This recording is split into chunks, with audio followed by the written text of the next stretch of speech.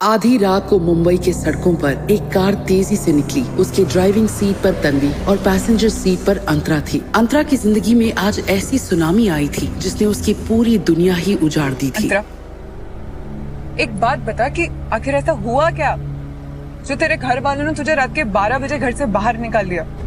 अंतरा ने अपना सर खिड़की के कांच पर टिकाया हुआ था। वो बिना पलके झपकाए दूर चमकती हुई शहर की रोशनी देख रही थी। हमेशा सुंदर दिखने वाली अंतरा की कत्थई आंखें आज रो रो के सूज चुकी थीं। लग रहा था जैसे अब उसकी आंखों में आंसू भी खत्म हो गए थे। अंतरा आज के दिन को अपनी जिंदगी से हमेशा के लिए डिलीट करना चाहती थी, लेकिन तन्वी के सवाल सुनकर उसके दिमाग में आज के दिन की घटनाएं फिर से याद आने लगी। अंतरा की जिंदगी में इस सुनामी की शुरुआत आज शाम से हुई थी, जब हॉस्पिटल में उसके हाथ में एक टेस्ट रिपोर्ट था। उसमें लिखा था फैलोपियन ट्यूब ब्लॉकेज। इसका मतलब था अंतरा कभी मां नहीं बन सकती थी। रिपोर्ट पढ़ते ही अंतरा की खुशहाल जिंदगी में तूफान आ गया था। उसका शरीर सुन्न पड़ गया था। क्या होगा जब अंतरा के ससुराल वालों को उसकी इस रिपोर्ट के बारे में पता चलेगा? क्या वो अंतरा को अपनाएंगे या फिर होने वाला है कोई भयंकर तमाशा? मुझे तो पहले ही पता था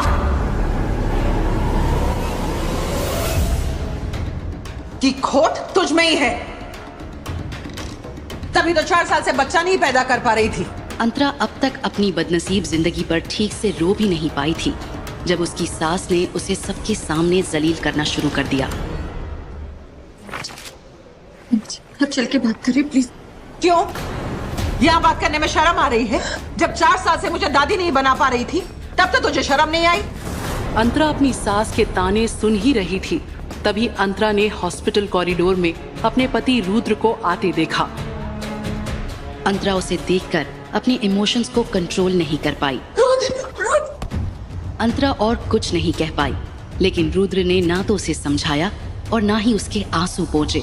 उसने अंतरा को अपनी बाहों से दूर कर दिया। माँ, रिपोर्ट पॉजिटिव आई है। सच बेटा? हाँ। माता रानी की बहुत बहुत कृपा है। अंतरा को कुछ समझ नहीं आया।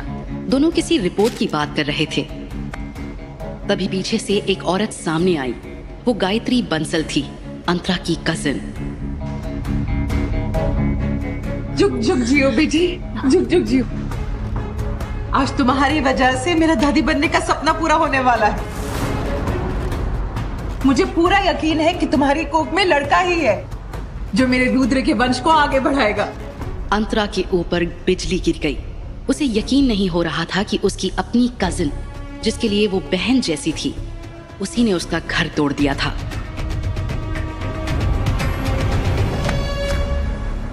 खबरदार, तुमने गायत्री को हाथ भी लगाया तो वो माँ है मेरे होने वाले बच्चे की।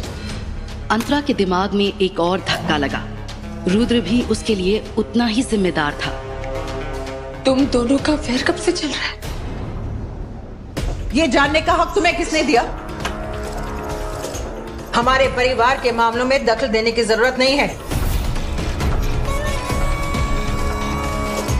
मैं आपके परिवार का हिस्सा नहीं, तू कभी हमारे परिवार का हिस्सा थी ही नहीं।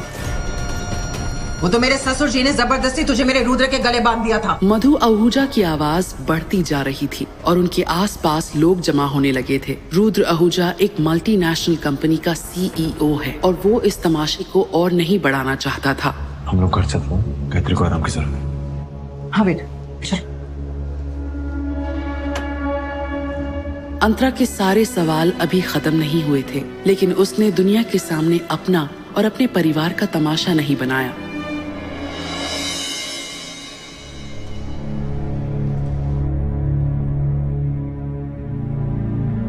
रुद्र, मधु और गायत्री गाड़ी में बैठ चुके थे। अंतरा भी गाड़ी के पास आई, लेकिन रुद्र ने उसे रोक दिया। गाड़ी में जगह नहीं है, तुम टैक्सी ले लो। वो क्या है ना, गायत्री के लिए थोड़ा सफोकेटिंग हो जाएगा। सॉरी अंतरा दीदी, वो क्या है ना, डॉक्टर ने कहा है कि प्रेगनेंसी की शुरुआत में थोड़ा रिस्की होता है और रुद्र कोई चांस नहीं लेना चाहते। प्लीज आप बुरा मत मानना।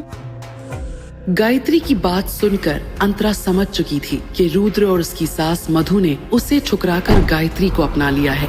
ये देखकर अंतरा को बड़ा धक्का लगा। अंतरा हॉस्पिटल के पार्किंग लॉट से बाहर आई। वो अपनी सास के साथ हॉस्पिटल आई थी, इसीलिए उसके पास टैक्सी के पैसे नहीं थे। उस वजह से उसने घर की तरफ चलना शुरू कर दिया।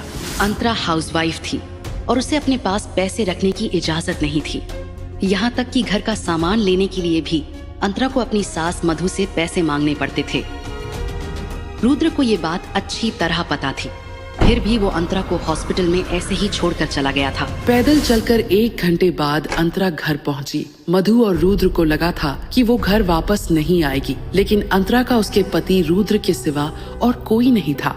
वो जाती भी तो कहाँ जाती। तुझ में कोई लाज शर्म है कि नहीं? तुझसे कहा था ना कि इस घर में तेरे लिए कोई जगह नहीं है।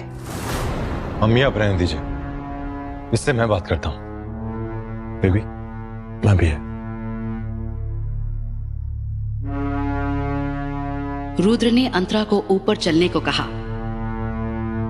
लो बेटा गायत्री, ये बादाम वाला दूध पी लो, बच्चे के लिए बहुत अच्छा होता है। 4 साल की शादी में वो दोनों शायद ही कभी एक साथ बेडरूम में रहे होंगे, क्योंकि रात में ज्यादातर रुद्र स्टडी रूम में ही सोता था और अंतरा बेडरूम में।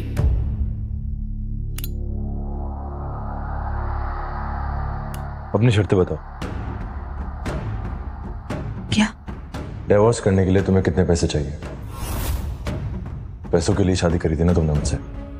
रुद्र की बात सुनकर अंतरा हक्की बक्की रह गई। नहीं रुद्र, मैंने आपसे शादी इसलिए की थी क्योंकि मैं आपको पसंद करती थी और दादाजी की भी यही आखिरी इच्छा थी।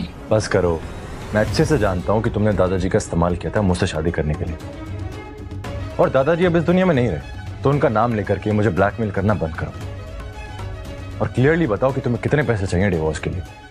अंतरा को यकीन नहीं हो रहा था कि उसकी शादी खत्म होने जा रही थी। रुद्र की बातें सुनकर उसकी आंखों से आंसू निकल रहे थे, लेकिन वो बह नहीं पा रहे थे, मानो उसकी आंखों में जम गए हों। क्या कीमत है तुम्हारी? रुद्र, तुम 4 साल में भी मुझे बिल्कुल नहीं समझ पाए। बार बार पूछने पर भी अंतरा जवाब नहीं दे रही थी, इसलिए रुद्र ने चिढ़कर अपनी चेकबुक निकाली और एक चेक पर अंतरा का नाम लिखने लगा। तुम्हें जो समझना है समझ लो, इसमें जो अमाउंट भरना है भर देना, मैं साइन कर दूंगा। और हाँ, कल फैमिली कोर्ट पहुंच जाना, डिवोर्स का प्रोसीजर करना है।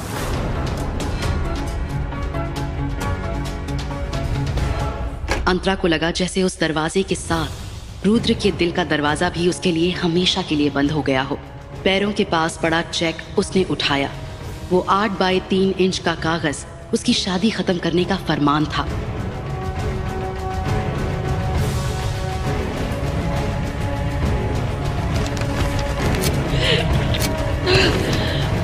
अब तक रुके हुए उसके आंसू अब बहने लगे थे। वो फूट फूट कर रो पड़ी, मानो एक पल में उसकी जिंदगी बिखरती हुई दिख रही थी।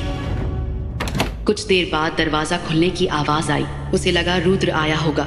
वो रुद्र से IVF ट्रीटमेंट की बात करना चाहती थी, लेकिन गायत्री को कमरे के अंदर आते देख अंतरा का गुस्सा बढ़ गया, क्योंकि गायत्री ही थी जिसने उसका घर तोड़ा था। अंतरा का गुस्सा गायत्री पर फूटा और उसने कहा, तुम यहाँ से चली जाओ, मुझे तुमसे कोई बात नहीं करनी।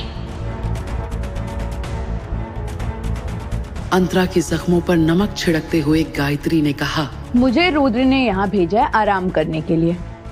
उसने कहा कि अब से ये बेडरूम मेरा और उसका है। तुमसे डिवोर्स होने के बाद वो मुझसे शादी कर लेगा। गायत्री की बात सुनकर अंतरा हैरानी से उसकी तरफ देखने लगी। दिखने में तो वो बिल्कुल पहले वाली गायत्री थी, लेकिन उसका रवैया और स्वभाव से लग रहा था कि वो कोई और ही है। इसमें इतना शौक होने की क्या बात है अंतरा? तुम्हारे ना तो खानदान का अता पता है, ना ही तुम ढंग से पढ़ी लिखी हो।